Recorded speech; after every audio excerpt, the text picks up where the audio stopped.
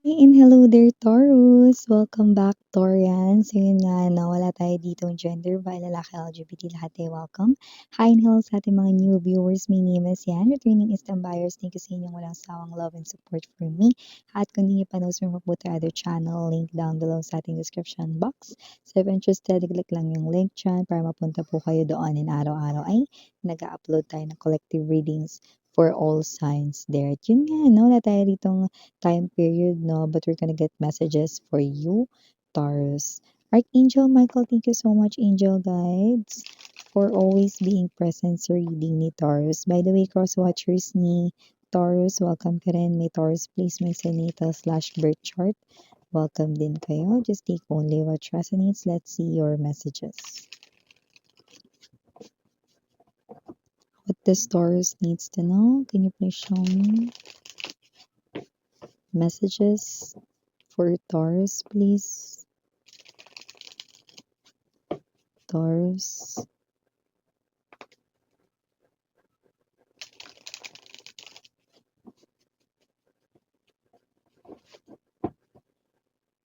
Okay. So Taurus, you have here the energy of the Empress. Ooh, wow. Taurus energy shared with Libra. Just take only what resonates. You also have here Ace of Cups.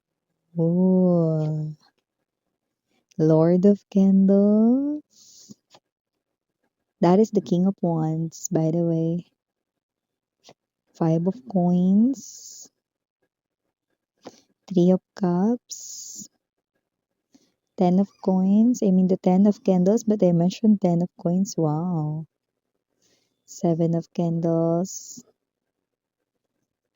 Two of Candles. And the Maiden of Cups.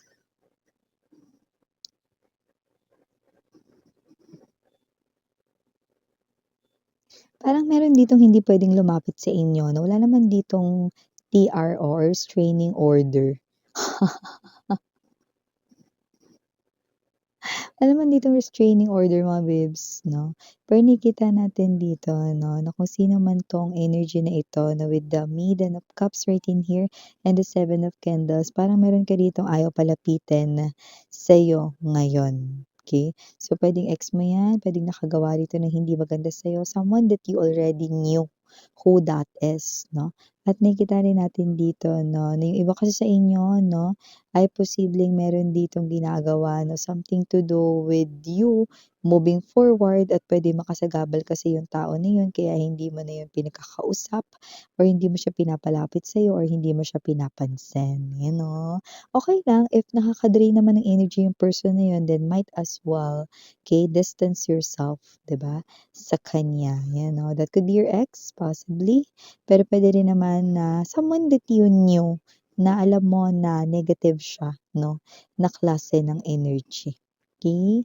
So, Ten of Candles, ito par tinawag ko itong Ten of Coins. Nakikita natin dito, no, na meron ditong someone, no, na nakikita ko magiging katuwang, Two of Candles. Wow!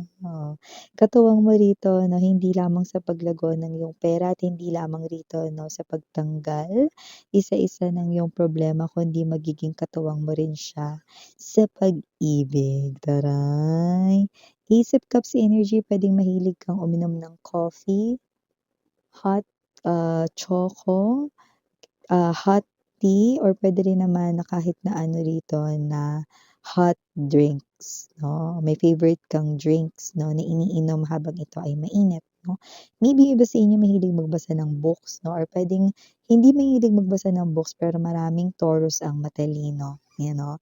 At tumalino na dahil sa mga experiences sa life. Kaya ngayon, papasok na kayo sa isang magandang relationship with the Lord of Candles, no? Someone, no, na pwedeng habulin ng iba, pero ikaw lang ang makikita niya.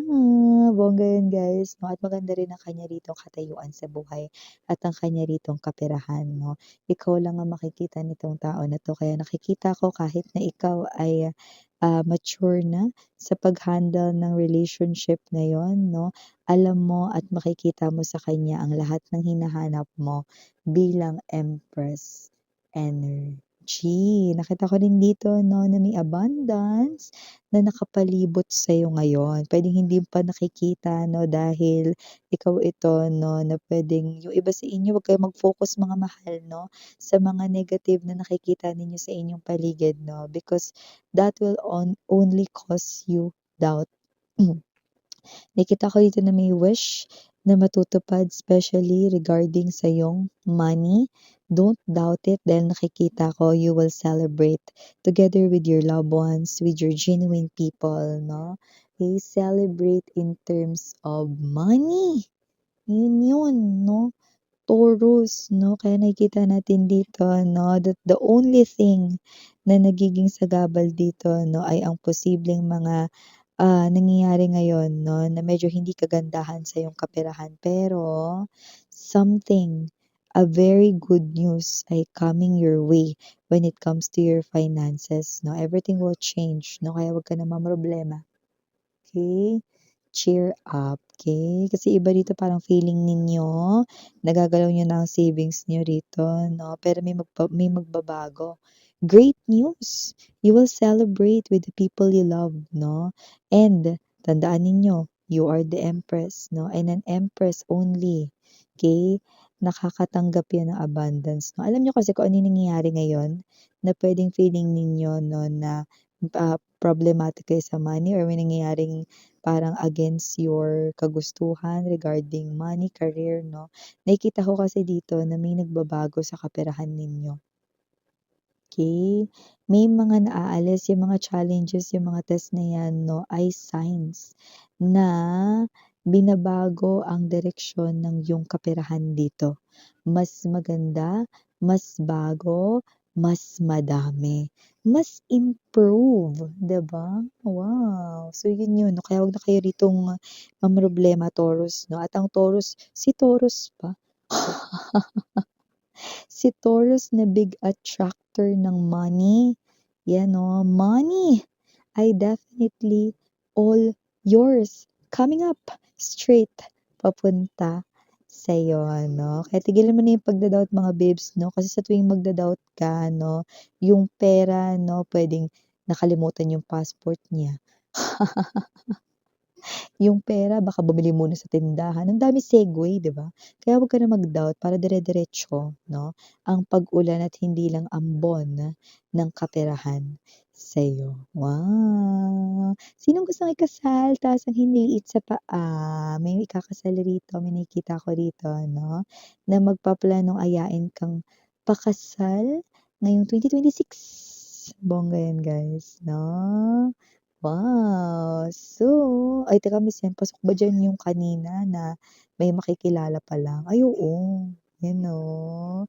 Pero pasok na pasok sa yung mga energies rito ng may karelasyon na 'no. Aayain na kayong pakasal niyan ngayong 2026, ayan taray. So, binibigyan may energy rin po dito mga babes 'no, na makakapag-travel ka rito ng libre sa gusto mong puntahan na lugar, bongga. Sakto, hindi ko alam kung ikaw ba yung magiging representative ng kumpanyang pinagtatrabahuhan mo, business trip ba ito o ano? Kasi nakikita ko dito 'no, na panalo. Kasi nakikita ko dito na yung pupuntahan mong lugar 'no, sagot yan ng okey, puwedeng company mo kung business trip yan, sagot yan ng iba. Okay, or yung iba rito puwedeng yan ay mapanalunan mo somewhere 'no, baka yan ay vacation trip na nakikita ko ritong wala kang gagastusin. Oh, so this is something here 'no na, dream mong puntahan na lugar, sceneries man yan, spots, tourist spots 'no, either sa loob ng country kung nasaan ka or sa labas ng country 'no, you will be there for free. Definitely. Ang kailangan mo lang ditong gastusin ay yung mga pasalubong at mga gusto mong bilhin. Wow! So, ang ganda ng Taurus 'no, panalong-panalo ka dun, yeah, it is something here related with your Travel. So, nakita ko dito na energy, ng puwedeng meron ditong, makipagkita sa'yo, okay. And this person here will offer you like, pagkakakitaan yun, it's something legit 'no. Nasa inyo kung iga-grab niyo yun or hindi, pero mas maganda kung oo. Kasi nakikita ko dagdag income din yun and at the same time nakikita ko rito na mas, may-engage mo yung sarili mo 'no into being more sociable and nakikita ko dito 'no na why not, 'di ba? Kasi baka maaaring mga, magkaroon ka rito ng mga kakilala 'no na puwedeng sumuporta sa'yo lalo 'no sa iyong, success in the future. 'Di ba? So, last but not the least, message right here for you, Taurus. Nakita rin ako dito ng energy, no, na may nagdadalawang isip rito kung lalapitan ka niya. Sino yun, miss? Yung sabi mangungutang yan. Hindi nga eh.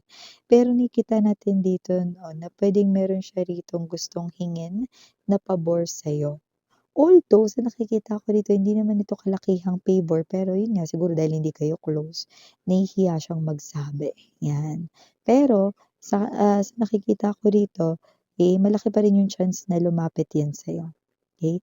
Huwag mag-alala 'no, someone na kilala mo naman 'yan, pero yun nga baka kasi hindi kayo masyadong close. Pero nakikita natin dito 'no, na ikaw yung kanya ritong naiisip 'no, na makatutulong sa kanya pagdating diyaan. So, yeah, ganun yung yana oni mga mahal. Sarang your love and light. Ani